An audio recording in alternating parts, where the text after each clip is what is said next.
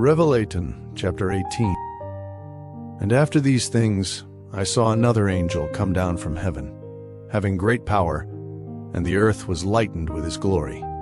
And he cried mightily with a strong voice, saying, Babylon the great is fallen, and is become the habitation of devils, and the hold of every foul spirit, and a cage of every unclean and hateful bird. For all nations have drunk of the wine of the wrath of her fornication, and the kings of the earth have committed fornication with her. And the merchants of the earth are waxed rich through the abundance of her delicacies. And I heard another voice from heaven, saying, Come out of her, my people, that ye be not partakers of her sins, and that ye receive not of her plagues. For her sins have reached unto heaven, and God hath remembered her iniquities. Reward her even as she rewarded you, and double unto her double according to her works. In the cup which she hath filled, fill to her double. How much she hath glorified herself, and lived deliciously, so much torment and sorrow give her.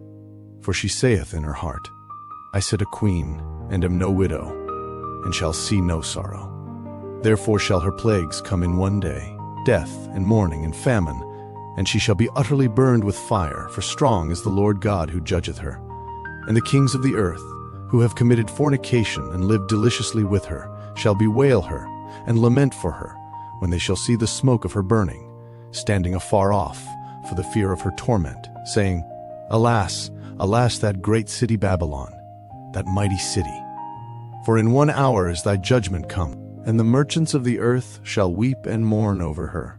For no man buyeth their merchandise any more, the merchandise of gold and silver and precious stones, and of pearls and fine linen, and purple and silk and scarlet, and all fine wood, and all manner vessels of ivory, and all manner vessels of most precious wood, and of brass and iron and marble and cinnamon and odors and ointments, and frankincense and wine and oil and fine flour and wheat, and beasts and sheep and horses and chariots and slaves and souls of men. And the fruits that thy soul lusted after are departed from thee, and all things which were dainty and goodly are departed from thee, and thou shalt find them no more at all. The merchants of these things, which were made rich by her, shall stand afar off for the fear of her torment, weeping and wailing, and saying, Alas, alas, that great city that was clothed in fine linen and purple and scarlet, and decked with gold and precious stones and pearls. For in 1 hour so great riches is come to naught, and every shipmaster, and all the company in ships, and sailors, and as many as trade by sea, stood afar off, and cried when they saw the smoke of her burning, saying, What city is like unto this great city? And they cast dust on their heads, and cried, weeping and wailing, saying, Alas, alas, that great city, wherein were made rich all that had ships in the sea by reason of her costliness. For in 1 hour is she made desolate. Rejoice over her, thou heaven. And ye holy apostles and prophets, for God hath avenged you on her.